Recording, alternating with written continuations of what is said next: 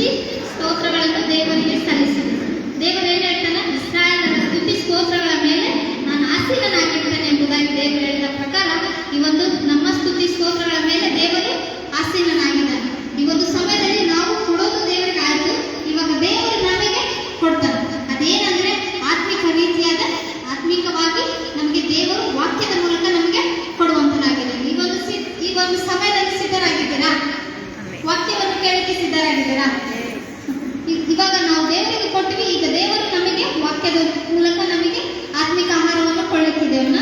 ಈ ಒಂದು ಸಮಯದಲ್ಲಿ ನಮ್ಮ ಸಿಸ್ಟರ್ ಲಿಡಿಯಾ ಅವರಿಗೆ ವಾಕ್ಯವನ್ನು ಸಂದೇಶ ನೀಡಲು ಅವರಿಗೆ ಸ್ವಾಗತವನ್ನು ಬಯಸ್ತಿದ್ದೇನೆ. ಎಲ್ಲರೂ ಚಪ್ಪಳದ ಮೂಲಕ ಅವರನ್ನು ಸ್ವಾಗತವನ್ನು ಬಯಸ್ತಿದ್ದಾರೆ.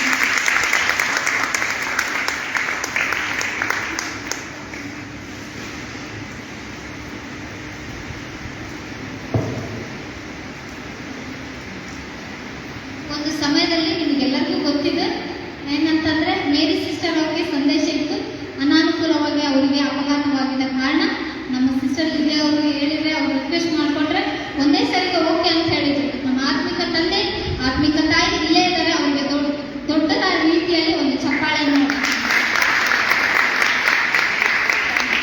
ಈ ಒಂದು ಸಮಯದಲ್ಲಿ ಸಂದೇಶಕ್ಕಾಗಿ ನಾನು ಅವರಿಗೆ ಸಮಯವನ್ನು ಸಲ್ಲಿಸುತ್ತೇನೆ. ದೇವರ ನಾಮಕ್ಕೆ ಸ್ತೋತ್ರವಾಗಲಿ.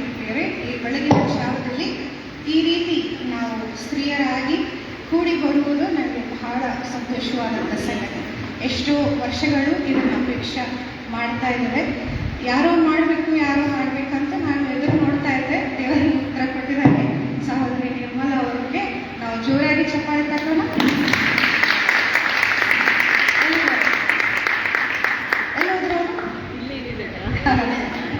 ಎಲ್ಲಿ ವಿಡಿಯೋ ತಗೋತಾ ಇದ್ದೀರ? Okay, praise the Lord. Actually ನಾನು ಸ್ಪೀಕರ್ ಅಲ್ಲ, ಆದರೂ ದೇವರು ನನಗೆ ಕೊಟ್ಟಿರುವಂಥ ಈ ಸೌಭಾಗ್ಯಕ್ಕಾಗಿ ನಾನು ದೇವರನ್ನು ಮಹಿಮೆ ಪಡಿಸುತ್ತೇನೆ.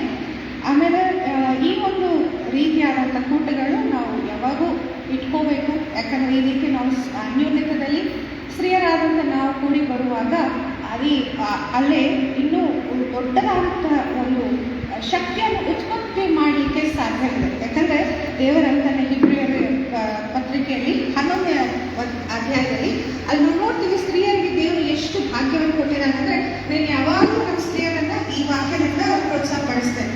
ಅಂದರೆ ದೇವರಲ್ಲಿ ನಾವು ಯಾವ ರೀತಿ ಪ್ರಾರ್ಥಿಸ್ತೇವೆ ಅಂದರೆ, ಸ್ತ್ರೀಯರು ಸತ್ತವರನ್ನ ಕೂಡ ನಾವು ಪುನಃ ಪಡ್ಕೊಳ್ಳುವಷ್ಟು ಶಕ್ತಿಭರಿತವಾದಂಥ ಸ್ತ್ರೀಯರು ನಾವಾಗಿದ್ದೇವೆ. ಅದಕ್ಕೆ ಇಂಥ ಒಬ್ಬ ಸ್ತ್ರೀ ಮಾಡಿದ್ರೆ ಸತ್ತವರು ತಿರುಗಿ ಬರುವುದಾದ್ರೆ, ಇಷ್ಟು ಕೂಡಿ ನಾವು ಮಾಡುವುದಾದ್ರೆ ಇನ್ನು ಎಷ್ಟು ಅದ್ಭುತ ಕಾರ್ಯಗಳಾಗಲಿಕ್ಕಿಲ್ಲ, ಹೌದಾ? ಸೊ ಅದಕ್ಕೆ ನಾವು ಕೂಡಿ ಬರುವುದು ಬಹಳ ಶ್ರೇಷ್ಠ. ಹುಬ್ಬಳ್ಳಿಯಿಂದ ಎಷ್ಟು ಜನ ಬಂದಿದ್ದಾರೆ ಹೇಳ್ತೀರಾ? Praise the lord.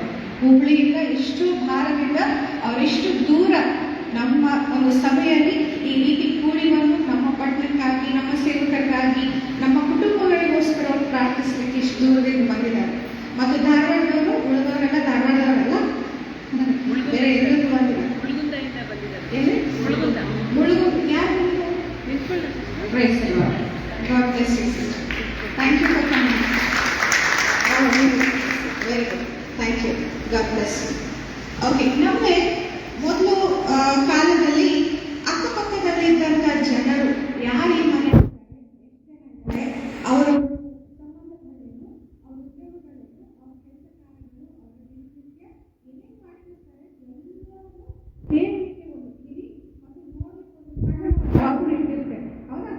ಹಳೆ ಕಾಲದಲ್ಲಿ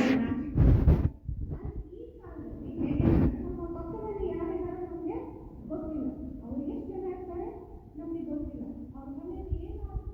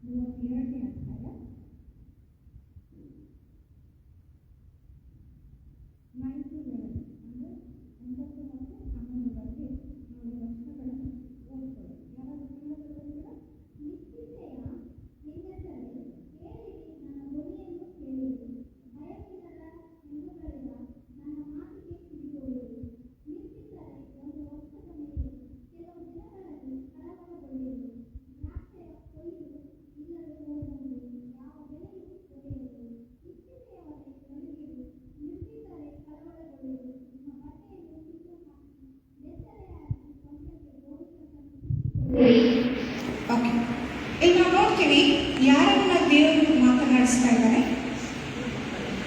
ಯಾರನ್ನ? ಮೊದಲನೇ ವರ್ಷದಲ್ಲಿ ನೋಡ್ಕೊಂಡು ಬರ್ತೀವಿ ನಿಶ್ಚಿತೆಯ ಹೆಂಗಸರಿಗೆ. ನಾವೆಲ್ಲರೂ ಯಾರು ಈಗ ಕೂಡಿ ಬಂದವರು? ಹೆಂಗಸರು. ಅಂದ್ರೆ ಹೆಂಗಸರು ಅಂದ್ರೆ ಮದುವೆ ಆದವರು ಇರ್ಬೋದು, ಮದುವೆ ಆಗಲಾರದವರು ಇರ್ಬೋದು, ವೃದ್ಧರು ಇರ್ಬೋದು, ಚಿಕ್ಕವರು ಇರ್ಬೋದು, ಹೆಂಗಸರು. ದೇವರು ಇಲ್ಲಿ ಸ್ಪಷ್ಟವಾಗಿ ಹೆಂಗಸರ ಜೊತೆ ಮಾತನಾಡ್ತಾ ಇದ್ದಾನೆ. ಏನಂತ ಮಾತನಾಡ್ತಾ ಇದ್ದಾನೆ? ನಿಶ್ಚಿತೆಯ ಹೆಂಗಸರೇ ಹೇಳಿರಿ.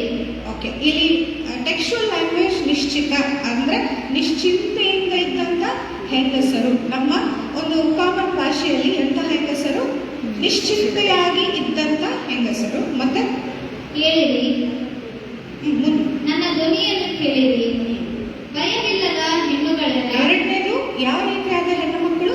ಭಯವಿಲ್ಲದ ಹೆಣ್ಣುಗಳಿಲ್ಲ. ಭಯವಿಲ್ಲದ ಹೆಣ್ಣು ಮಕ್ಕಳು. ಮೊದಲನೇದಾಗಿ ನಿಶ್ಚಿಂತವಾಗಿ ಇರುವಂತ ಹೆಣ್ಣು ಮಕ್ಕಳು, ಆಮೇಲೆ ಭಯವಿಲ್ಲದ ಹೆಣ್ಣು ಮಕ್ಕಳು. ಮೂರನೇದಾಗಿ ನೋಡೋಣ. ನನ್ನ ಮಾತಿಗೆ ಕಿವಿಗೊಡಿರಿ. ನಿರ್ಭೀತರೇ, ಒಂದು ವರ್ಷದ ಮೇಲೆ ಕೆಲವು ದಿನಗಳಲ್ಲಿ ಕಳವಳಗೊಳ್ಳುವಿರಿ. ಮೂರನೇ ಟೈಪ್ ಯಾರಂದ್ರೆ ನಿರ್ಭೀತರು ಅಂದ್ರೆ ಭೀತಿ ಇಲ್ಲದವರು, ಎಷ್ಟು ಸ್ಟ್ರಾಂಗ್ ಆಗಿ ಎಷ್ಟು ಧೈರ್ಯದಿಂದ ಇರುವಂತ ಹೆಂಗಸರು. ಆಮೇಲೆ ನಿರ್ಭೀತರು, ಒಂದು ವರ್ಷದ ಕೆಲವು ದಿನಗಳಲ್ಲಿ ಕಳವಳಗೊಳ್ಳುವಿರಿ. ದ್ರಾಕ್ಷಿಯ ಕೊಯ್ಲು ಇಲ್ಲದೆ ಹೋಗುವುದು, ಯಾವ ಬೆಳೆಯು ದೊರೆಯುವುದು. ನಿಶ್ಚಿತೆಯವರೇ ನಡುಗಿರಿ, ನಿರ್ಭೀತರೇ ಕಳವಳಗೊಳ್ಳಿರಿ. ಮತ್ತೆ ನಿಶ್ಚಿಂತರೆ ಮತ್ತು ನಿರ್ಭೀತರೇ ಹೇಳಿರಿ ಅಂತ ಕೇಳಿರಿ ಅಂತ ಹೇಳ್ತಾರೆ. ಮೊದಲನೇದಾಗಿ ನಾವು ಹೇಳಬೇಕು. ಎಲ್ಲಿಂದ ಹೇಳಬೇಕಂತೆ? ಇಂಗ್ಲಿಷ್ ಅಲ್ಲಿ ಎಷ್ಟು ಚೆನ್ನಾಗಿದೆ, rise up you women who are at ease, hear my voice. Who are at ease ಅಂದ್ರೆ ಕಂಫರ್ಟಬಲ್ ಝೋನ್. ಇನ್ನೊಂದು ಭಾಷಾಂತರದಲ್ಲಿ ಕಾಂಪ್ಲಿಸೆಂಟ್ ವಿಮೆನ್ ಅಂತ ಇದೆ. ಕಾಂಪ್ಲಿಸೆಂಟ್ ಅಂದ್ರೆ ಬಹಳ ಆರಾಮಾಗಿ ಕಂಫರ್ಟ್ ಝೋನ್ ಅಲ್ಲಿ ಇರುವಂತ ಹೆಣ್ಮಕ್ಕಳು. ಈ ಕಾಲದಲ್ಲಿ ನಾವು ನೋಡುವುದಾದ್ರೆ ನಾವು ಯಾರಾದ್ರೂ ಕಷ್ಟದಲ್ಲಿದ್ದೀವ? ಕಷ್ಟ ಅಂದ್ರೆ ಯಾವ ಕಷ್ಟ ಗೊತ್ತಾ? ಅಂದ್ರೆ ಒಟ್ಟು ನಿಸ್ಸಹಾಯಕರಾಗಿ ಯಾರು ದಿಕ್ಕು ಇಲ್ಲದೆ ನಾವು, ಕೆಲವರು ಬರ್ತಾರೆ ನಮ್ಮ ಕಡೆ ಅಂದ್ರೆ ಹಳ್ಳಿಗಳಿಂದ ಬರ್ತಾರೆ ಕೆಲವರು, ಯಾರು ಇಲ್ಲ ಅಂದ್ರೆ ಒಂದು ಶೆಡ್ ಹಾಕೊಂಡು ಒಂದು ಹೊಲದ ಪಕ್ಕದಲ್ಲಿ ಅವಳು ಒಂದು ಗಿಡದ ಕೆಳಗಡೆ ಒಂದು ಸಣ್ಣ ಶೆಡ್ ಹಾಕೊಂಡಿದ್ದಾಳೆ. ಅವಳಿಗೆ ತಾಯಿ ಬಿಟ್ರೆ ಯಾರಿಲ್ಲ. ಆ ತಾಯಿ ಕೂಡ ಮುದುಕಿ, ಅವಳಿಗೆ ಏನು ಕೆಲಸ ಮಾಡ್ಲಿಕ್ಕೆ ಬರುವುದಿಲ್ಲ. ಇವಳು ನೋಡಿದ್ರೆ ರಕ್ತಹೀನತೆ, ಯಾಕಂದ್ರೆ ಊಟ ಇಲ್ಲದೆ, ಯಾರು ದಿಕ್ಕಿಲ್ಲದೆ, ಅವಳಿಗೆ ಯಾವ ರೀತಿ ಜೀವನ ಮಾಡಬೇಕು ಗೊತ್ತಿಲ್ಲದೆ, ಯಾರೋ ವಾಕ್ಯ ಸಾರಿದ್ದಾರೆ, ಯಾವುದೋ ಚರ್ಚ್ ಹೋಗ್ತಿದ್ಲು, ಮತ್ತೆ ಅಲ್ಲಿಂದ ಸಡನ್ಲಿ ಅವಳಿಗೆ ಈ ಚರ್ಚ್ ಗೊತ್ತಾಗಿ ಇಲ್ಲಿ ಬರ್ತಾ ಇದ್ದಾರೆ. ಈಗ ಪ್ರತಿ ವಾರ ಬಂದು ನನಗೋಸ್ಕರ ಪ್ರೇಯರ್ ಮಾಡಿ, ನನಗೋಸ್ಕರ ಪ್ರೇಯರ್ ಮಾಡಿ. ಅವಳು ಹಾಕೊಳ್ಳೋ ಬಟ್ಟೆಗಳು ನಾರ್ತಿರ್ತವೆ. ಅವಳು ಇಷ್ಟು ವೀಕ್ ಅಂದ್ರೆ ಯಾವಾಗ ಬೀಳ್ತಾಳೋ, ಅವಳ ರಸ್ತೆಯಲ್ಲಿ ನಡೀತಾ ಬೀಳ್ತಾಳೇನೋ ಅನ್ನೋ ಭಯ ನನಗೆ ಆಗ್ತಾ ಇರ್ತದೆ ಅವಳು ನೋಡಿದ್ರೆ. ಆ ರೀತಿ ಅಂತೂ ನಾವಿಲ್ಲಲ್ಲ. ಯಾರಾದ್ರೂ ಇದ್ದೀರಾ ನೀವಿಲ್ಲಿ? ಎಷ್ಟು ಜನ ಅಷ್ಟು ಕಷ್ಟದಲ್ಲಿದ್ರು? ಇಲ್ಲಿ ಬಂದವರಂತೂ ಯಾರ್ಯಾರು ಇಲ್ಲ. ಎಲ್ಲರೂ ಒಳ್ಳೆ ಬಟ್ಟೆಗಳನ್ನು ಧರಿಸ್ಕೊಂಡು ಬಂದಿದ್ರು. ಇವತ್ತು ಸ್ಪೆಷಲ್ ಅಲ್ಲ, ವಿಮೆನ್ಸ್ ಡೇ ಅಂತ ಹೇಳಿ ಒಳ್ಳೆ ಒಳ್ಳೆ ಸಾರೀಸ್, ಒಳ್ಳೆ ಒಳ್ಳೆ ಬಟ್ಟೆಗಳನ್ನು ಹಾಕೊಂಡು ಬಂದಿದ್ದೇವೆ. ಮತ್ತು ಊಟಕ್ಕೆ ಕೂಡ ನಮಗೆ ಕಡಿಮೆ ಇದೆಲ್ಲ. ಎಲ್ಲೋ ಹೋಗಿ ಭಿಕ್ಷೆ ಬೀಳುವಷ್ಟು ನಾವು ಅಷ್ಟು ಅಂತೂ ಕಷ್ಟದಲ್ಲಿ ಇಲ್ಲ. ಬಟ್ಟೆ ಇಲ್ಲದೆ ಅಷ್ಟು ಕಷ್ಟದಲ್ಲಿ ಇಲ್ಲ. ಎಷ್ಟು ಬಟ್ಟೆಗಳಂದ್ರೆ ನೆಕ್ಸ್ಟ್ ಡೇ ಏನಾದ್ರು ಫಂಕ್ಷನ್ ಇದ್ರೆ ಏನ್ ಮಾಡ್ತೇವೆ ನಾವು? ಹೊಸ ಹುಡುಕ್ತಿರ್ತೇವೆ. ಅಲ್ಲ, ಇಲ್ಲ ಅಂದ್ರೆ ಹೊಸದು ಕೊಂಡುಕೊಳ್ಳಿಕ್ಕೆ ಹೋಗ್ತೇವೆ. ನಮ್ಮ ಮಕ್ಕಳಾದ್ರೂ ಅಷ್ಟೇ, ಮಮ್ಮಿ ವಿಮೆನ್ಸ್ ಡೇ ಬರ್ತಾ ಇದೆ, ಮಮ್ಮಿ ಹಾರ್ವೆಸ್ಟ್ ಸಂಡೇ ಬರ್ತಾ ಇದೆ, ಮಮ್ಮಿ ಕ್ರಿಸ್ಮಸ್ ಬರ್ತಾ ಇದೆ. ಅಂದ್ರೆ ಏನರ್ಥ? ಹೊಸ ಬಟ್ಟೆ. ನನ್ನ ಬಟ್ಟೆನೇ ಇಲ್ಲ ಮಮ್ಮಿ. ಎಷ್ಟಿದ್ರು ಕೂಡ ಬಟ್ಟೆನೇ ಇಲ್ಲ. ಅಂದ್ರೆ ಅಷ್ಟು ಆರಾಮಾಗಿದ್ದೇವೆ, ಅಷ್ಟು ಸೌಕರ್ಯಗಳಲ್ಲಿವೆ, ಅಷ್ಟು ವ್ಯವಸ್ಥೆಗಳಲ್ಲಿದ್ದೇವೆ. ಯಾರಾದ್ರೂ ಫೋನ್ ಇಲ್ಲದೆ ಇದ್ದಾರಾ ಈ ಕಾಲದಲ್ಲಿ? ಒಂದು ಡಬ್ಬಾ ಫೋನ್ ಕೂಡ ಇಲ್ಲ. ಅಂದ್ರೆ ಕೀಪ್ಯಾಡ್ ಫೋನ್ ಕೂಡ ನಮ್ಮ ಕಡೆ ಇಲ್ಲ. ಎಲ್ಲರೂ ಆಂಡ್ರಾಯ್ಡ್ ಫೋನ್. ಎಲ್ಲರೂ ವಿಡಿಯೋ ಕಾಲ್ ಮಾಡಲಿಕ್ಕೆ, ಆಡಿಯೋ ರೆಕಾರ್ಡ್ ಮಾಡಲಿಕ್ಕೆ, ವಿಡಿಯೋಗಳನ್ನು ನೋಡಲಿಕ್ಕೆ ಎಷ್ಟೆಲ್ಲ ಆರಾಮಾದಂತ ಫೋನ್ಗಳಿಲ್ಲ ಅಲ್ಲ. ನಾವೆಲ್ಲರೂ ಯಾವ ರೀತಿಯಲ್ಲಿ ಜೀವನ ಮಾಡ್ತಾ ಇದ್ವಿ? ನಿಶ್ಚಿಂತೆಯಿಂದ, ಯಾವುದೇ ಕೊರತೆ ಇಲ್ಲದೆ, ಎದಕ್ಕೂ ಕೂಡ ನಾವು ಅಲ್ಲಿ ಇಲ್ಲಿ ಬಯಸದೆ, ಕೈ ಚಾಚದೆ ನಾವು ಜೀವನಗಳನ್ನು ಮಾಡ್ತಾ ಇದ್ದೇವೆ. ಅಷ್ಟು ಆರಾಮಾಗಿರುವಂತ ನಮ್ಮನ್ನ ದೇವರು ಇವತ್ತು ಹುಡುಕ್ತಾ ಇದ್ದಾರೆ. ಏನಂತ ಹುಡುಕ್ತಾ ಇದ್ದಾರೆ? ಯೆಶಾಯ ಮೂಲಕ ಎದ್ದೇಳ್ರಿ, ನನ್ನ ಧ್ವನಿಯನ್ನು ಕೇಳಿರಿ. ಏನಂತ ಆ ಧ್ವನಿ ಏನಂತ ಕೇಳ್ತಾ ಇದೆ? ಮುಂದಿನ ವಚನಗಳಲ್ಲಿ ನೋಡ್ರಿ. ಭಯವಿಲ್ಲದ ಹೆಣ್ಣುಗಳಿಲ್ಲ, ನನ್ನ ಮಾತಿಗೆ ಕಿವಿಗೊಡಿರಿ. ನಿರ್ಭೀತರೇ, ಒಂದು ವರ್ಷದ ಮೇಲೆ ಕೆಲವು ದಿನಗಳಲ್ಲಿ ಕಳವಳಗೊಳ್ಳುವಿರಿ.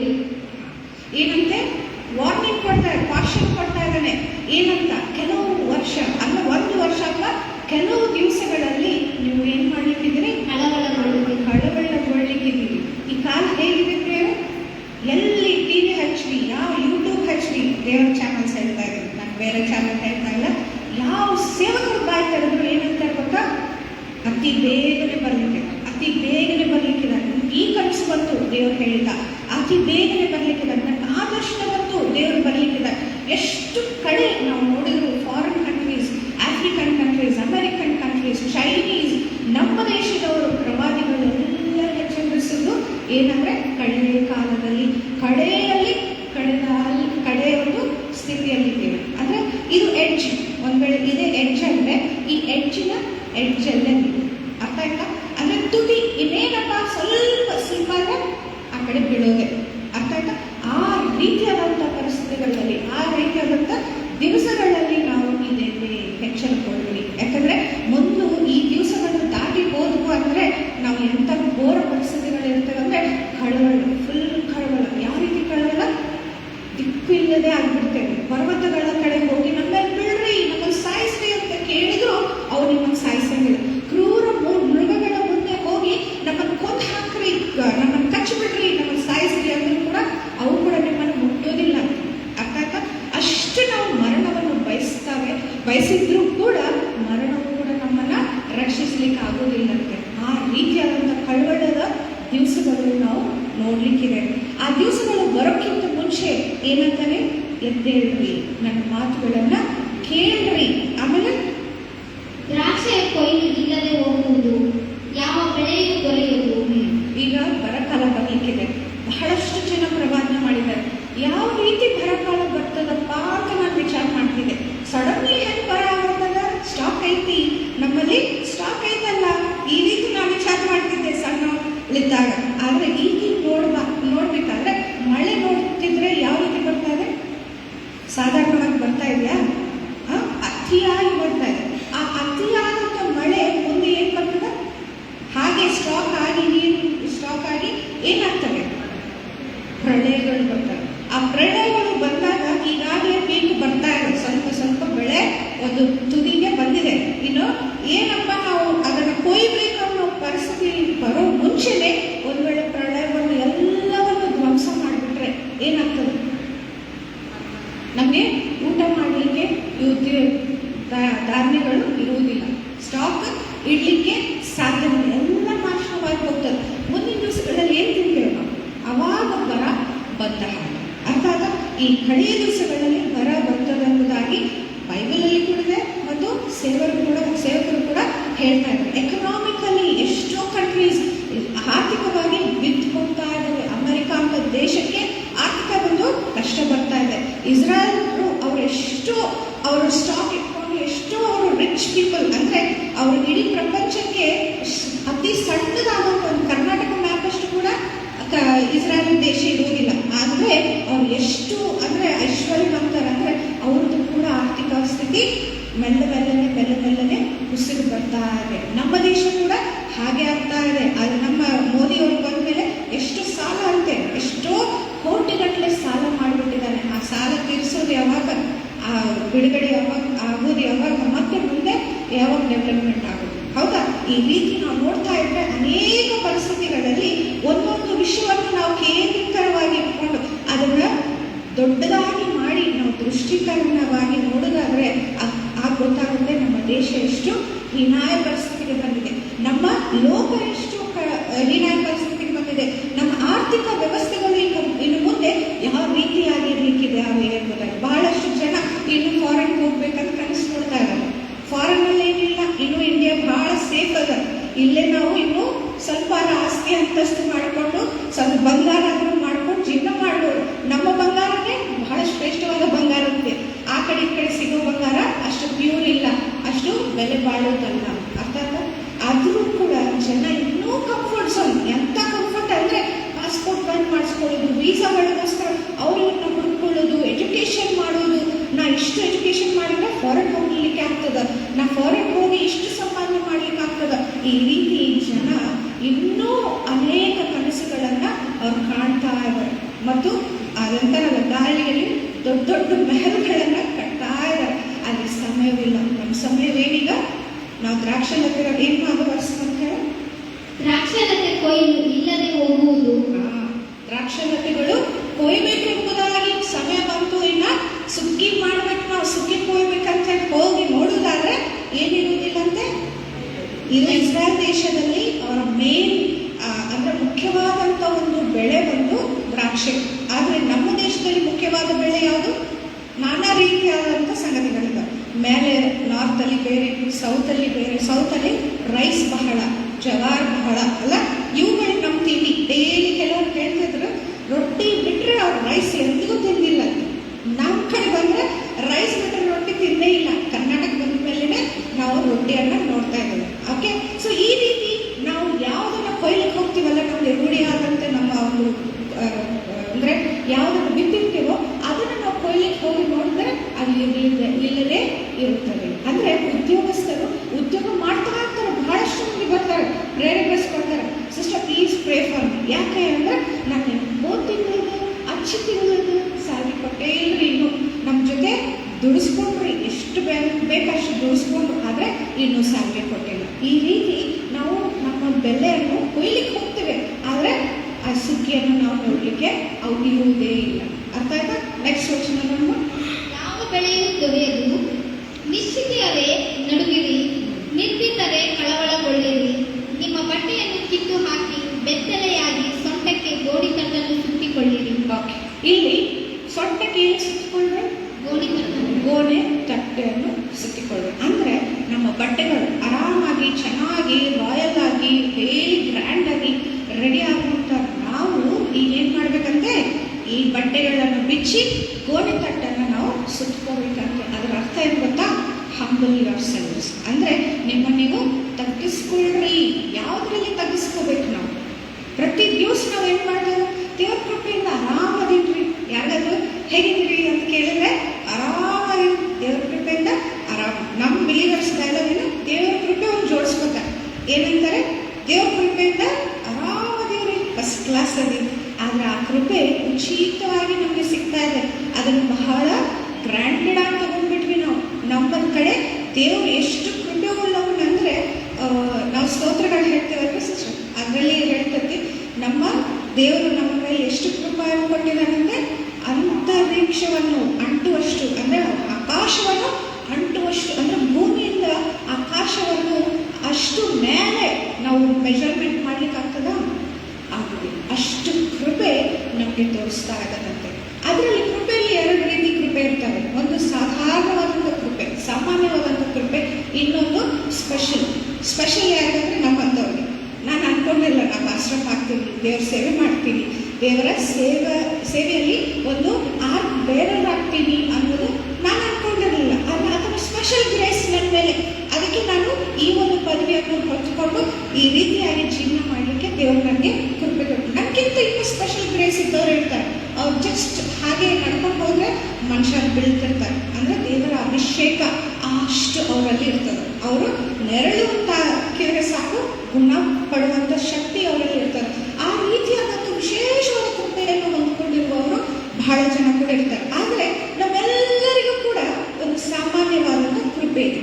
ನಿನ್ನೆ ರಾತ್ರಿ ಮಲಗುವಾಗ ಎಷ್ಟು ಜನ ನೀವು ಅನ್ಕೊಂಡು ನಾಳೆ ಬೆಳಗ್ಗೆ ಈ ಸೀರೆ ಹಾಕೋಬೇಕು, ಆ ರೀತಿ ತಯಾರಾಗಬೇಕು, ಈ ಟೈಮ್ಗೆ ಹೋಗಬೇಕು, ಈ ಬಸ್ಸಿಗೆ ಹೋಗಬೇಕು, ಇಲ್ಲ ನಾನು ಟಮ್ ಹೋಗ್ತೀನಿ, ಇಲ್ಲ ನಾನು ಕಾರಿಗೆ ಹೋಗ್ತೀನಿ ಅಂತ ಎಷ್ಟು ಜನ ಅಂದ್ಕೊಂಡಿರ್ಬೋದು? ಅಂದ್ಕೊಂಡ್ರಲ್ಲ ಎಲ್ಲರೂ. ನಾನು ರಾತ್ರಿ ಮಲಗುವಾಗ ಯಾವ ವಾಕ್ಯ ಹೇಳಬೇಕು ಅನ್ನೋದಾಗಿ ರಾತ್ರಿಯಲ್ಲಿ ಕೇಳ್ತಾ ಇದ್ದಿದ್ದೇವ್ರನ್ನ. ನಾನು ನಿದ್ದೆಯಲ್ಲಿ ಕೂಡ ಕೇಳ್ತಾ ಇದ್ದೆ. ಯಾಕಂದರೆ ಆರಾಮಿಲ್ಲದೆ ನಿನ್ನೆ ಫುಲ್ ವೀಕ್ನೆಸ್ಸಲ್ಲಿ ನನಗೆ ಸ್ವಲ್ಪ ಕೂಡ ಪ್ರಾರ್ಥನೆಯಲ್ಲಿ ಕಾನ್ಸಂಟ್ರೇಷನ್ ಮಾಡಲಿಕ್ಕಾಗಿಲ್ಲ. ನಾನು ಪ್ರಾರ್ಥನೆ ಸರಿಯಾಗಿ ಮಾಡಿಲ್ಲ ದೇವರೇ, ನಾ ಇಷ್ಟ ಬಂದು ಹೋಗಿ ಅಲ್ಲಿ ಹೇಳಲಿಕ್ಕೆ ನನಗೆ ಇಷ್ಟ ಇಲ್ಲ, ನೀನು ಬಂದ್ರೆ ಮಾತ್ರ ಹೋಗ್ತೇನೆ ಅಂತ ಹೇಳಿ ಇಡೀ ರಾತ್ರಿ ಆತನನ್ನು ಕೇಳ್ತಾನೇ ಇದ್ದೆ. ಅದು ನನ್ನ ಕಾನ್ಫಿಡೆನ್ಸ್ ಏನು? ಬೆಳಗ್ಗೆ ಹೇಳ್ತೀನಿ, ರೆಡಿಯಾಗಿ ಬರ್ತೇನೆ, ಇಲ್ಲಿ ವಾಕ್ಯಕ್ಕೆ ನಿಂದಿರ್ತೀನಿ ಅಂತ. ಯಾಕೆ? ದೇವ್ರ ಕೃಪೆ ನನ್ನ ಮೇಲೆ ಇದೆ ಎಂಬುದಾಗಿ ಒಂದು ಕಾನ್ಫಿಡೆನ್ಸ್, ಅದೊಂದು ಭರವಸೆ ನನಗೆ, ಒಂದು ಬ್ಲೈಂಡ್ ಕಾನ್ಫಿಡೆನ್ಸ್. ನಾವು ಎಷ್ಟೋ ಜನಕ್ಕೆ ನಾವು ಎಷ್ಟೋ ಪ್ರಾಜೆಕ್ಟ್ಸ್ ಹಾಕೊಂಡಿರ್ತೀವಿ ನಮ್ಮ ಲೈಫಲ್ಲಿ. ಮುಂದಿನ ವಾರ ಈ ಒಂದು ಊರಿಗೆ ಹೋಗ್ತೀವಿ, ಇಂಥ ಒಂದು ಕೆಲಸ ಐತ್ರಿ, ಆ ನೆಕ್ಸ್ಟ್ ತಿಂಗಳ ಅಂಥದ್ದೊಂದು ಪ್ರಾಜೆಕ್ಟ್ ಐತ್ರಿ, ಈ ರೀತಿ ಆ ರೀತಿ ಎಲ್ಲ ಪ್ಲಾನ್ಸ್ ಹಾಕ್ಕೊಂಡಿರ್ತೇವೆ. ಯಾಕೆ ಹೇಳಿ? ದೇವರ ಕೃಪೆ ನಮಗಿದೆ, ನಮ್ಮನ್ನು ಕಾಯ್ತದೆ, ನಮ್ಮ ಕಾಪಾಡ್ತದೆ ಎಂಬುದಾಗಿ ಒಂದು ಭರವಸೆ. ಆ ಕಾಮನ್ ಗ್ರೇಸ್ ಮೇಲೆ ನಾವು ಬಹಳ ಜನ ಹಾಕಿಕೊಂಡು ಬಹಳ ಗ್ರ್ಯಾಂಡೆಡ್ ಆಗಿ ದೇವರನ್ನು. ನಮ್ಮ ಚರ್ಚಲ್ಲಿ ಒಬ್ಬರು ಸಹೋದರರು ಇದ್ದಾರೆ, ಸಂಡೇ ಚರ್ಚಿಗೆ ಬರೋದಿಲ್ಲ, ಇಡೀ ಫ್ಯಾಮಿಲಿ ಬರೋದಿಲ್ಲ. ಯಾಕ್ರಿ ಸಿಸ್ಟರ್ ಬಂದಿಲ್ಲ? ಸ್ವಲ್ಪ ಲೇಟಾಗಿ ಎದ್ದಿವ್ರಿ, ನಾಷ್ಟ ಲೇಟ್ ಆಯ್ತು, ಇನ್ನು ಏನು ಕೊಡ್ತೀವಿ ಬಿಡು ಅಂತ ಹೇಳಿ ಬಿಟ್ಟಿವ್ರಿ. ಹಾಂ, ನಾಷ್ಟ ಲೇಟ್ ಆಯ್ತು, ಎದ್ದೇಳೋದು ಲೇಟ್ ಆಯ್ತು, ಆಗ ಚರ್ಚೆ ಬಿಟ್ಟಿರ್ತೀವೋ ಏನ್ರಿ ಸಿಸ್ಟರ್ ನೀವು ದೇವರನ್ನ ಹೆಂಗೆ ಮಾಡ್ತೀವಿ ಅಂತ ನಾವು ಸಾಕು ಕೇಳಿ ದೇವ್ರಿಗೆಲ್ಲ ಗೊತ್ತೈದು ಬಿಡ್ರಿ, ನಾವು ಲೇಟ್ ಎದ್ದೇನ. ಯಾಕೆ ಲೇಟ್ ಎದ್ದು? ನಾವು ಮಾತ್ರಲ್ಲ ಆರಾಮಿಲ್ರಿಪ್ಪ, ನಾನು ಸ್ವಲ್ಪ ನೋವು ಆಯ್ತು, ಆಗ ಆಗಿಲ್ಲ, ದೇವ್ರಿಗೆ ಗೊತ್ತು ಬಿಡ್ರಿ. ಅಂದರೆ ಏನು ಗೊತ್ತು ದೇವರಿಗೆ? ದೇವರಿಗೆ ನೀನು ಹುಟ್ಟದಾಗಿಂದ ಸಾಯೋವರೆಗೂ ನಿನ್ನ ಪ್ರತಿ ಕ್ಷಣ ಗೊತ್ತೇ ಗೊತ್ತು. ಆದರೆ ನೀ ಯಾಕೆ ಅಲಕ್ಷ್ಯ ಮಾಡ್ತೀವಿ? ಇರ್ಲಿ ಬಿಡು ನನ್ನ ಮಗಳ ಆರಾಮಿಸೋದಾಗ್ಲಿಲ್ಲ, ಸ್ವಲ್ಪ ಏನೋ ಮೈಮೇಲೆ ಅನಿಸ್ತಾ ಇದೆ, ಇರ್ಲಿ ಬಿಡ ಚರ್ಚ್ ಹೋಗ್ಬಿಡ ಮಕ್ಕಳು ಅಂತಲ್ಲ ದೇವರು. ಎಷ್ಟು ಹಗುರವಾಗ್ತದೆ ಜನ ದೇವರ ಆಲಯಕ್ಕೆ ಬರೋದು, ಈ ರೀತಿ ಕೂಡಿ ಬರೋದ್ರನ್ನ ಎಷ್ಟು ಹಗುರವಾಗ್ತದೆ. ಅದಕ್ಕೆ ಪೌಲನಂತಾನೆ ಕರೆ ಕಾಲ ಬಂದಿದೆ ಅಂತ ಗೊತ್ತಾದರೆ ನೀವು ಇದನ್ನು ಇನ್ನಷ್ಟು ಜಾಸ್ತಿ ಮಾಡ್ಬೇಕಂದ್ರೆ ಇನ್ನೂ ನಾವು ಕೂಡಿ ಬರ್ತಾ ಇರಬೇಕು. ಯಾಕೆ ಹೇಳಿದ್ರೆ ಕೂಡಿ ಬರೋದ್ರಿಂದ ಅತಿಯಾಗಿ ನಾವು ಪ್ರಾರ್ಥನೆ ಮಾಡಬೇಕು. ಪ್ರಾರ್ಥನೆಯಲ್ಲಿ ತೊಡಗುವುದಾದರೆ ನಮ್ಮ ಆತ್ಮ ಸಿದ್ಧಪಡ್ತದೆ. ನಮ್ಮ ಆತ್ಮ ಸಿದ್ಧಪಟ್ಟಾಗ ಮಾತ್ರ ಎತ್ತಲ್ಪಡುವಂಥ ಗುಂಪಿನಲ್ಲಿ ನಾವು ಸೇರಿಸಲ್ಪಡ್ತೇವೆ. ಅದರಲ್ಲಿ ವಿಶೇಷವಾಗಿ ನಾ ಕೆಲವರು ಹೇಳ್ತಿರ್ತಾರೆ, ಚರ್ಚನ್ನ ರೂಢಿಯಾಗಿ ಬಿಟ್ಬಿಟ್ಟಿರ್ತಾರೆ. ಸಣ್ಣ ಕೆಲಸ ಇದ್ರೆ ಸಾಕು ಹೋಗ್ಬಿಡ್ತಾರೆ ಆ ಕಡೆ. ಯಾಕ್ರಿ ಬಂದಿಲ್ಲ? ಸ್ವಲ್ಪ ಮಾರ್ಕೆಟ್ ಹೋಗೋದಿತ್ತು ರೀ, ಸ್ವಲ್ಪ ಊರಿಗೆ ಹೋಗೋದಿತ್ತು ರೀ, ಸ್ವಲ್ಪ ಸ್ವಲ್ಪ ಸ್ವಲ್ಪ ಸ್ವಲ್ಪ ನೀವೆಷ್ಟು ಅಕೌಂಟ್ನಾಗ ಸ್ಟಾಕ್ ಮಾಡ್ಕೊಳ್ತಿದ್ದೀರಿ ಗೊತ್ತಾ? ನಾಳೆ ತಿಳ್ಕೊಳ್ಳಿಕ್ಕೆ ಗುಂಪಿನಲ್ಲಿ ಯಾರು ಇರ್ತಾರೆ ಗೊತ್ತಾ?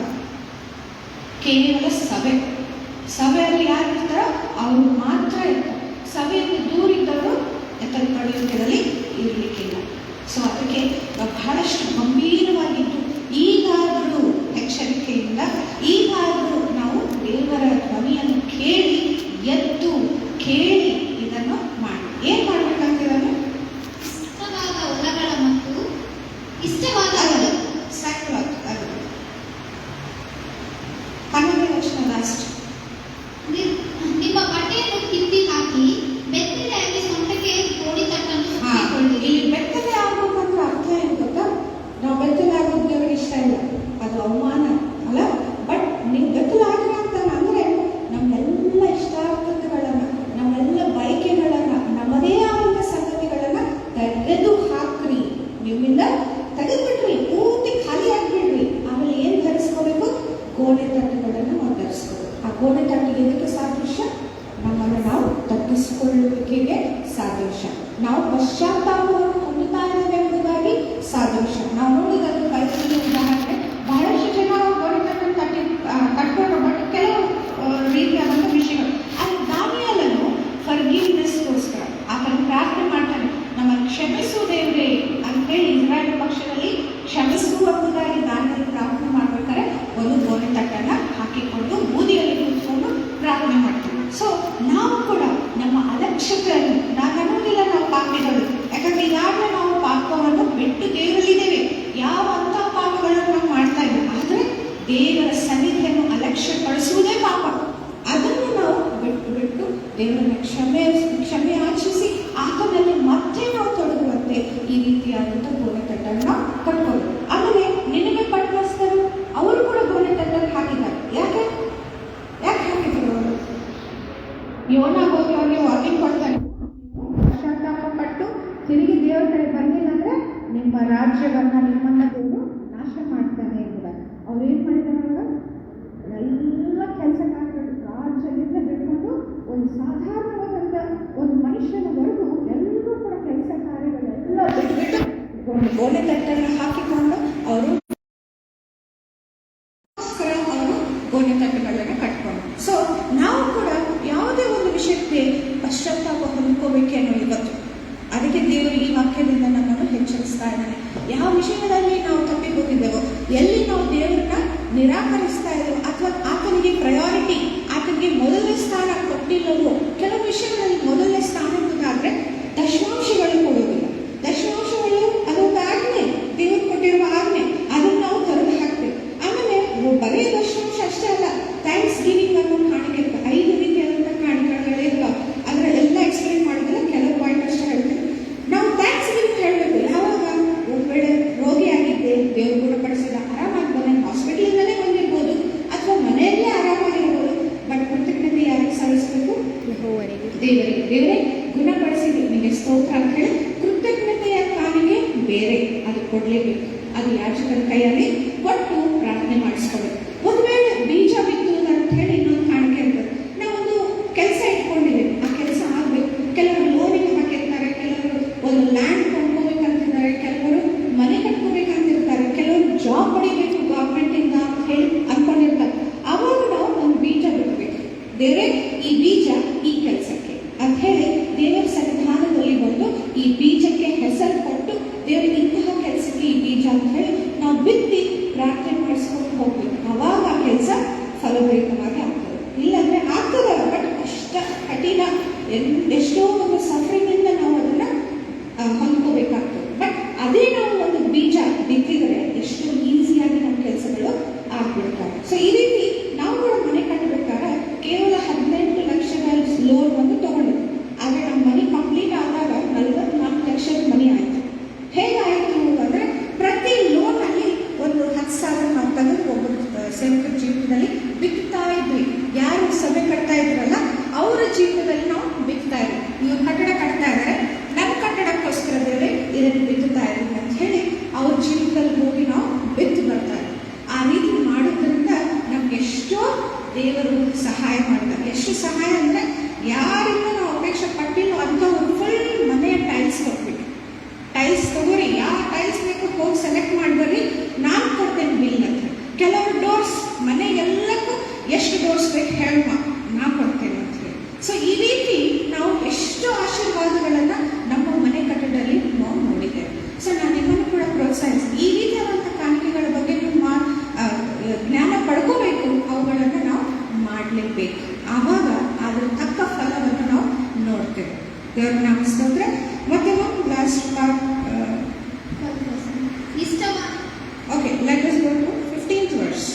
ಯಾಕೆ ಗೋಡೆ ತಟ್ಟು ನಾವು ಕಟ್ಕೊಂಡು ಏನು ಮಾಡಬೇಕೆಂಬುದಾಗಿ ಇಲ್ಲಿ ಬಯಸ್ತಾರೆ. ಮಧ್ಯದಲ್ಲಿ ಬಹಳಷ್ಟಿದೆ, ನಾವು ಸ್ಟ್ರೇಟ್ ಆಗಿ ಪಾಯಿಂಟಿಗೆ ಹೋಗೋಣ. 15th point.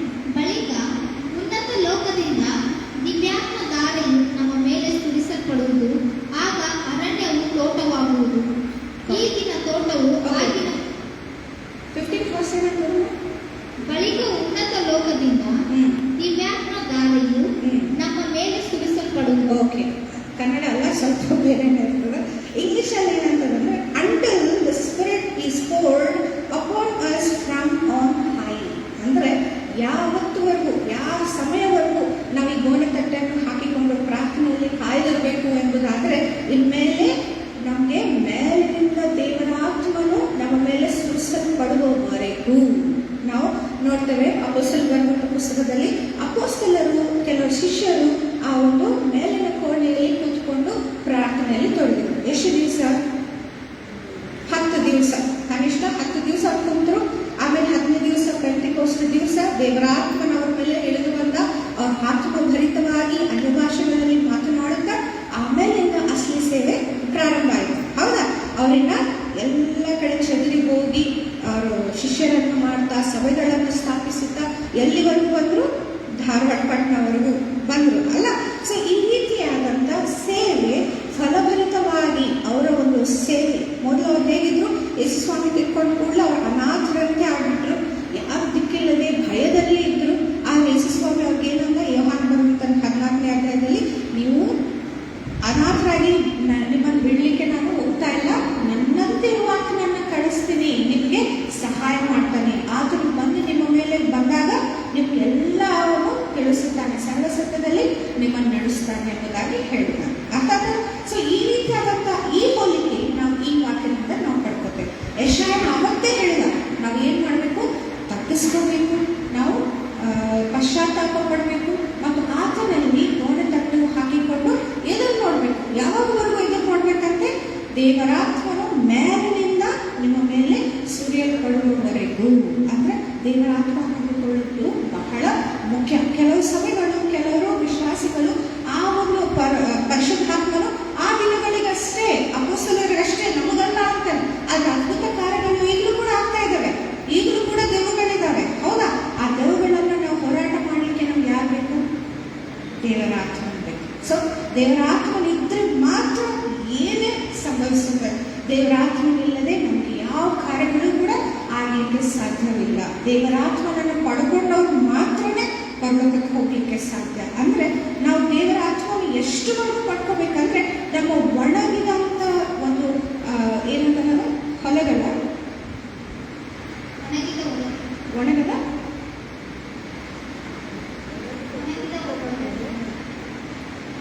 ಅದೇ next point same 15th verse. ದಿವ್ಯಾತ್ಮ ಧಾರೆ ನಮ್ಮ ಮೇಲೆ ಸುರಿಸಲ್ಪಡುವುದು, ಆಗ ಅರಣ್ಯವು ತೋಟವಾಗುವುದು. ಅರಣ್ಯ ಅಂದ್ರೆ ಒಣಗಿದಂತ ಭೂಮಿ ಅಲ್ಲ. ನಮ್ಗೆಲ್ಲ ಗೊತ್ತು ಅರಣ್ಯ ಅಂದ್ರೆ ಏನು. ಬರೇ ಅಲ್ಲಿ ಉಸುಕು ಬಿಟ್ರೆ ನಿಮ್ಗೆ ನೀರು ಸಿಗ್ತದ, ಗಿಡ ಸಿಗ್ತದ, ಒಂದು ಅಟ್ಲೀಸ್ಟ್ ಒಂದು ಏನಂತಾರೆ ಗ್ರಾಸ್ ನಿಮ್ಗೆ ಸಿಗ್ತದ, ಹುಲ್ಲು ಸಿಗ್ತದ? ಇಲ್ಲ. ಅದೇ ಉಸುಕು ಮತ್ತು ಬರೇ ಬಿಸಿಲು, ಇಷ್ಟೇ ನಿಮ್ಗೆ ಅಲ್ಲಿ ಸಿಗೋದು. ಅದರಿಂದ ಜೀವನ ಮಾಡ್ಲಿಕ್ಕೆ ಆಗ್ತದ? ಅದರಿಂದ ತೃಪ್ತಿ ನಮ್ಗೆ ಬರುತ್ತದ? ಇಲ್ಲ. ನಮ್ಗೆ ಏನ್ ಬೇಕು? ಒಣ ಅಂದ್ರೆ ಒಣ ನೆಲದಿಂದ ದೇವರ ವೃಕ್ಷವು ಬಂದಾಗ ಅಲ್ಲಿ ಸಮೃದ್ಧಿ ಬರ್ತದ. ಅಂದ್ರೆ ದೊಡ್ಡದಾದಂತ ಒಂದು ಏನಂತಾರೆ ಫಾರೆಸ್ಟ್, ಒಂದು ಜಂಗಲ್, ಆ ರೀತಿಯಾದಂತ ಆಶೀರ್ವಾದವು ದೇವರು ಸುರಿಸ್ತಾನಕ್ಕೆ. ಮತ್ತೆ ಒಂದು ಭಾಗನ ಈ ಆಗ ಅರಣ್ಯವು ತೋಟವಾಗುವುದು. ತೋಟ ಇಲ್ಲಿ ಏನಂತಾರೆ? ತೋಟ. ತೋಟ ಆಗುತ್ತೆ. ತೋಟ ಏನ್ ಸೂಚಿಸ್ತದೆ ಗೊತ್ತಾ? ನಮ್ಮ ಸ್ವಂತ ಮನೆ ಅಥವಾ ನಮ್ಮ ಕುಟುಂಬದ ಆಶೀರ್ವಾದ. ನಮ್ಮಷ್ಟಿಗೆ ನಾವು ತೃಪ್ತರಾಗಿ ಜೀವನ ಮಾಡಲಿಕ್ಕೆ ತೋಟದಷ್ಟು ಆಶೀರ್ವಾದ ಸಾಕು. ತೋಟಕ್ಕೆ ಮತ್ತು ಅರಣ್ಯಕ್ಕೆ ಏನು ಡಿಫ್ರೆನ್ಸ್ ಹೇಳ್ಬೇಕು? ತೋಟ ಎಷ್ಟು ದೊಡ್ಡದು? ಇಷ್ಟಾದರೂ ನಾವು ಒಂದು ತೋಟ ಬೆಳೆಸ್ಬೋದು. ಒಂದು ರೀತಿಯಾದಂಥ ಫಲ ಅಥವಾ ಒಂದು ಏನಂತಾರೆ ಮಾವಿನಕಾಯಿ ತೋಪು ಇಂಥವು, ಓಕೆ. ಅಥವಾ ಬರೇ ನಾವು ಏನಾದರೂ ಬೆಳೆಸ್ಬೋದು, ಒಂದು ಗಿಡ ಬೆಳೆಸ್ಬೋದು, ನಾನಾ ರೀತಿಯಾದಂಥ ಫಲಭರಿತವಾದಂಥ ಗಿಡಗಳನ್ನು ಬೆಳೆಸ್ಬೋದು. ನಮ್ಮ ಮನೆಗಾಗುವಷ್ಟು ನಾವು ಎಲ್ಲ ತರಕಾರಿಗಳನ್ನು ಬೆಳೆಸ್ಕೋಬಹುದು. ಆದರೆ ನೆಕ್ಸ್ಟ್ ವರ್ಷಗಳನ್ನು ಕಂಟಿನ್ಯೂ. ಈಗಿನ ತೋಟವು ಆಗಿನರಿಗೆ ಅರಣ್ಯವಾಗಿ ಕಾಣಿಸುವುದು. ಇಲ್ಲಿ ಈ ತೋಟ ಬೇರೆಯವ್ರಿಗೆ ಯಾವ ರೀತಿ ಕಾಣಿಸ್ತದಂತೆ? ಅರಣ್ಯ. ಅರಣ್ಯ ಎಷ್ಟು ದೊಡ್ಡದು? ಮಾಪಕ್ ಮಾಡಿದ್ರೆ ಯಾವಾಗಾದ್ರೂ ಮೆಜರ್ಮೆಂಟ್ ಮಾಡಿದ್ರ? ಒಂದು ಫುಟ್ ಆದ್ರೂ ಒಳಗಡೆ ಹೋಗಿ ನಾನು ಇಷ್ಟು ಫೀಟ್ ತಗೋತೀನಿ, ಇಷ್ಟು ಫೀಟ್ ತಗೋ, ಒಂದು ಸ್ಕ್ವೇರ್ ಫುಟ್ ಅಲ್ಲಿ ನಾವು ಇದು ಮಾಡ್ಲಿಕ್ಕೆ ಬರುತ್ತಾ? ಇಲ್ಲ. ಅದು ಎಷ್ಟು ದಟ್ಟವಾಗಿ ಬೆಳೆದಂತ ಒಂದು ಭೂಮಿ. ಅರ್ಥಾತ್ ಅಂಥದ್ದು ನಮ್ಮ ಜೀವಿತದಲ್ಲಿ ನಮ್ಗೆ ಆಗ್ಬೇಕು ಅಂದ್ರೆ ಯಾರು ಬೇಕು? ಪರಿಶುದ್ಧಾತ್ಮನ ಸುರಿಸುವಿಕೆ ಬೇಕು. ನಮ್ಮ ಜೀವಿತಗಳು ಯಾಕೆ ಈ ರೀತಿ ತೃಪ್ತಿಕರವಾಗಿದ್ದಾವೆ? ನಾವು ಯಾಕೆ ಯಾರಕ್ಕೆ ಈ ರೀತಿಯಾದಂಥ ಒಂದು ವಿಷಕರವಾದಂಥ ಸಂಗತಿಗಳು, ಒಂದು ಅಂದ್ರೆ ಊಹಿಸಲಾದಂಥ ಸಂಗತಿಗಳು ನಮ್ಮ ಕ್ರಿಶ್ಚಿಯನ್ ಹುಡುಗಿಯರು ಮಾಡ್ತಾರೆ. ಇಂಥ ಸಂಗತಿಗಳು ಆಗಬಾರ್ದು ನಮ್ಮಲ್ಲಿ. ಇಂಥ ಕಾಲದಲ್ಲಿ ನಾವಿದೆ. ಆದ್ರೆ ನಮ್ಮ ಮಕ್ಕಳು ಸೇಫ್ ಆಗಿರ್ಬೇಕು, ದೇವರಲ್ಲಿ ಇರ್ಬೇಕು, ದೇವರನ್ನು ಮೈನಪಡಿಸ್ಬೇಕು. ಸ್ತ್ರೀಯರು, ನಾವು ಹೆಣ್ಮಕ್ಳು, ನಮ್ಮ ಜವಾಬ್ದಾರಿ. ನಮ್ಮ ಹೆಣ್ಮಕ್ಳು ಯಾವ ರೀತಿಯಲ್ಲಿ ಬೆಳೀತಾ ಇದ್ದಾರೋ, ಅವರು ಹೊರಗಡೆ ಹೋದಾಗ ಏನು ಮಾಡ್ತಾ ಇದ್ದಾರೋ, ಹೇಗಿದ್ದಾರೋ, ಲೋಕವು ಅವರನ್ನ ಯಾವ ರೀತಿಯಲ್ಲಿ ಉಪಯೋಗಿಸ್ಕೊಳ್ತಾ ಇದೆಯೋ ಅವುಗಳೆಲ್ಲವೂ ನಾವು ದೃಷ್ಟಿ ಇಟ್ಟುಕೊಂಡು, ನಾವು ಗಮನದಲ್ಲಿ ಇಟ್ಕೊಂಡು, ಮೊಣಕಾಲು ಉರಿದು ನಮ್ಮನ್ನು ತಗ್ಗಿಸ್ಕೊಂಡು ಈ ಒಂದು ಗೋಟು ತಟ್ಟನ್ನು ನಾವು ಕಟ್ಟಿಕೊಂಡು ನಾವು ಪ್ರಾರ್ಥನೆಯಲ್ಲಿ ನಿಲ್ಲದಿದ್ದರೆ ನಾವು ಎಂಥ ಕಾಲ ಮಾಡ್ತೀವಿ? ಬಹಳ ಒಂದು ಕಳವಳಗೊಳ್ಳುವಂಥ ಕಾಲವನ್ನು ನಾವು ನೋಡಲಿಕ್ಕಿದೆ. ಅದಕ್ಕೆ ಅವುಗಳು ಆಗಬಾರ್ದು ಅನ್ನೋದಾದ್ರೆ ನಾವು ಕೋಣೆಕಟ್ಟು ಕಟ್ಕೋಬೇಕು. ಯಾವವರೆಗೂ ಅಂದರೆ ದೇವರಾತ್ಮನು ಸುರಿಸಲ್ಪಡುವವರೆಗೂ. ಯಾರು ಸುರಿಸಲ್ಪಡಬೇಕು? ಕೇವಲ ನಮ್ಮ ಮೇಲೆ ಸುರಿಸಲ್ಪಟ್ಟರೆ ಸಾಕ? ನಾನು ಆತ್ಮಭರಿತರಾಗಿ ಚೆನ್ನಾಗಿ ಕನಸಲ್ಲಿ ಮಾತಾಡಿ ದೇವ ದರ್ಶನಗಳನ್ನು ನೋಡಿ ಪರಲೋಕ ಸೇರಿದ್ರೆ ಸಾಕ? ನನ್ನ ಮಕ್ಕಳು ಬೇಕು ಅಲ್ಲ? ನನ್ನ ಮಕ್ಕಳ ಮೇಲೆ ಅವರ ಆತ್ಮಗಳಿಗೆ ನಾನೇ ಅಕೌಂಟಬಲ್. ನಾಳೆ ದೇವರ ಒಂದು ತಾಯಿಯಂದಿರಾಗ ನಾವು ನನ್ನ ಮಕ್ಕಳ ಒಂದು ವಿಷಯದಲ್ಲಿ ನೀ ಏನು ಮಾಡಿದ್ದೀನಿ, ಅವ್ರನ್ನ ನಿಮ್ಮದೇ ಕೊಟ್ಟಿದೆ ನಾನು ದಾನವಾಗಿ, ಒಂದು ಕೊಡುಗೆಯಾಗಿ. ಮಕ್ಕಳು ನಮ್ಗೆ ಏನಂತೆ? ಒಂದು ಉಡುಗೊರೆ ದೇವರಿಂದ. ಅವರನ್ನು ನೀವು ಏನು ಮಾಡಿದ್ರಿ, ಯಾವ ರೀತಿಯಲ್ಲಿ ಬೆಳೆಸಿರಿ, ಅದರ ಒಂದು ಲೆಕ್ಕ ನಾವು ದೇವರಿಗೆ ಕೊಡುವಂತರಾಗಿದ್ದೇವೆ. ಆ ಒಂದು ಲೆಕ್ಕ ನಾವು ಕೊಡಲಿಕ್ಕೆ ಇವತ್ತು ನಾವು ಗೋಣೆ ತಟ್ಟೆಗಳನ್ನು ಕಟ್ಟಿಕೊಳ್ಳೋದು ಬಹಳ ಮುಖ್ಯ. ನಮ್ಮ ಆರಾಮ ಐಶ್ವರ್ಯಗಳನ್ನು, ನಮ್ಮೆಲ್ಲ ಸಂಗತಿಗಳನ್ನು, ನಮ್ಮದೇ ಆದಂಥ ಸಂಗತಿಗಳನ್ನು ಇನ್ನು ಬಿಟ್ಟು ಬಿಡಬೇಕು. ನಾವು ನಮ್ಮನ್ನು ಖಾಲಿ ಮಾಡ್ಕೋಬೇಕು. ನಮ್ಮದೇ ಆಶೆಗಳನ್ನು ನಾವು ಇನ್ನು ಬಿಟ್ಟು ಬಿಡಬೇಕು. ಇವತ್ತು ನಮ್ಮ ಮಗಳು ಕಾಲೇಜ್ ಹೋಗಿಲ್ಲ. ಯಾಕೆ ಹೋಗಿಲ್ಲ ಅಂದ್ರೆ ಅವಳಿಗೆ ರಾತ್ರಿಯಿಂದ ಫುಲ್ ಆಸಿಡಿಟಿ ಆಗಿ ತೆಗ್ತಾ ಇದ್ದಾಳೆ, ಬರೇ ತೆಗ್ತಾ ಇದ್ದಾಳೆ. ಅದಕ್ಕೆ ಅವಳನ್ನ ಹಾಸ್ಪಿಟಲ್ಗೆ ಕರ್ಕೊಂಡು ಹೋಗಿ ಅಂತ ಬಿಟ್ಟು. ಆದರೆ ಅವಳು ದಿನಾಲೂ ಬಿಡ್ತಾ ಇದ್ದಾಳೆ, ಅವಾಗವಾಗ ಬಿಡ್ತಾನೇ ಇದ್ದಾಳೆ. ನಾನು ತಲೆ ಕೆಡಿಸ್ಕೊಂಡೆ ಬಹಳ. ಯಪ್ಪ, ಸೈನ್ಸ್ ಪರೀಕ್ಷೆನಿ ಹೀಗೆ ಬಿಟ್ಟರೆ ಹೆಂಗಪ್ಪ, ನಾಳೆ ಎಕ್ಸಾಮ್ಸ್ಗೆ ಆಕೆ ಫೇಲ್ ಆಗ್ತಾಳೋ ಏನೋ ಅಂತ ತಲೆ ಕೆಡಿಸ್ಕೊಂಡೆ.